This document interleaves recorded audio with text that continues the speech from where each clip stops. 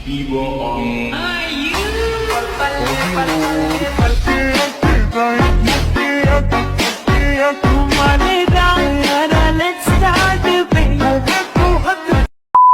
Assalamualaikum warahmatullahi wabarakatuh. Halo semuanya, perkenalkan nama saya Silara Maziza dari Departemen Teknologi Kedokteran.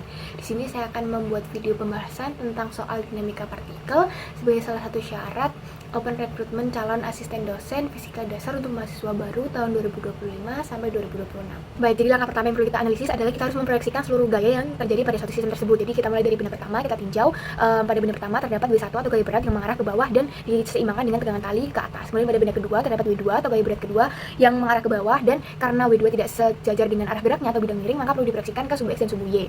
Kemudian ada gaya normal ke atas yang selalu tegak lurus dengan bidang miring dan terjadi penarikan gaya oleh F yang sejajar dengan garis horizontal. Namun lagi-lagi karena tidak sejajar dengan bidang miring, maka perlu diproyeksikan ke Fx dan Fy.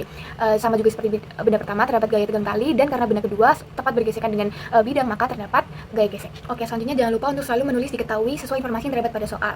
Selanjutnya kita akan menentukan batas-batas dengan besaran bantu di mana N didapatkan dari proyeksi sumbu Y pada benda kedua sehingga didapatkan nilai M2G cos theta min F sin theta. Nanti kan kita bahas lebih lanjut. Nah, karena kita ingin sistem bergerak sesuai permintaan A, B, C, dan D, maka nilai gaya normal harus lebih dari 0 sehingga didapatkan nilai F harus kurang dari sama dengan 65 Newton. Batasan ini penting untuk mengetahui apakah sistem akan bergerak nantinya jika kita sudah implementasikan menggunakan rumusnya. Jadi kita masuk ke pembahasan yang pertama, soal A, balok tepat akan bergerak ke kanan. Kita tinjau dari benda yang pertama terlebih dahulu, terdapat tegangan tali yang searah dengan gaya gerak dan gaya berat yang berlawanan arah. Maka gaya yang terjadi pada benda pertama yakni tegangan min gaya berat, di mana percepatan masih sama dengan 0 sehingga gaya tegangan tali sama dengan gaya berat atau M1 kali G. Kemudian kita tinjau dari benda kedua yang harus diproyeksikan ke sumbu Y dan sumbu X. Pada proyeksi sumbu Y kita mendapatkan nilai N atau gaya normal dengan menjumlahkan N ditambah Fy.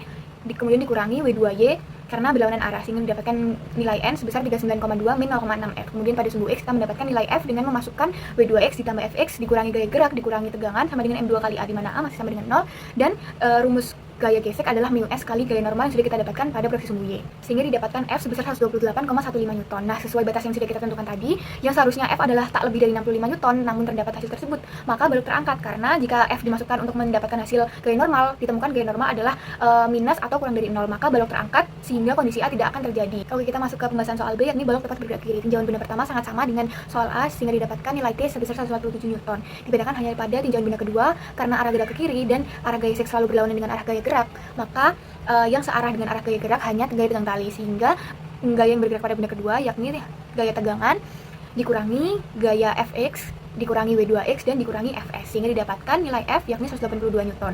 Karena lagi-lagi tidak masuk ke dalam batasan yang sudah kita tentukan, maka balok terangkat dan kondisi B juga tidak terjadi. Oke, selanjutnya kita masuk ke pembahasan soal C. Apa yang membedakan soal A dan B hanya terdapat pada besar percepatan sebesar 0,5 meter per second kuadrat dan digunakannya Fk atau gaya gesek kinetis karena dia tepat akan bergerak. Arah gerak ke kanan, maka tinjauan pada benda pertama yakni T min W1 sama dengan M1 kali A sehingga didapatkan nilai tegang tali.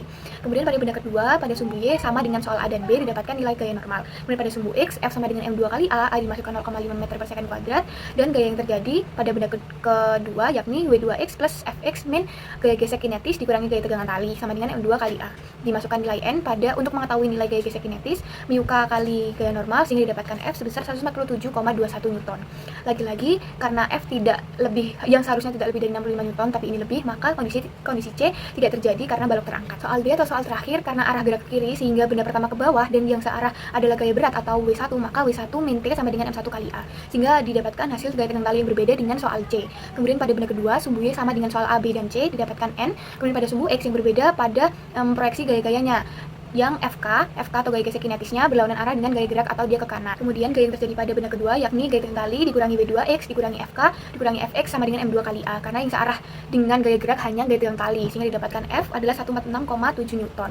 Karena lagi-lagi tidak sesuai dengan batasan yang sudah kita buat, maka kondisi dia juga tidak tercapai karena balok terangkat. Sekian dari pembahasan saya, terima kasih sudah mendengarkan. Apabila masih terdapat yang dibingungkan, boleh chat kontak saya di sini. Sekian dari saya, terima kasih. Wassalamualaikum warahmatullahi wabarakatuh.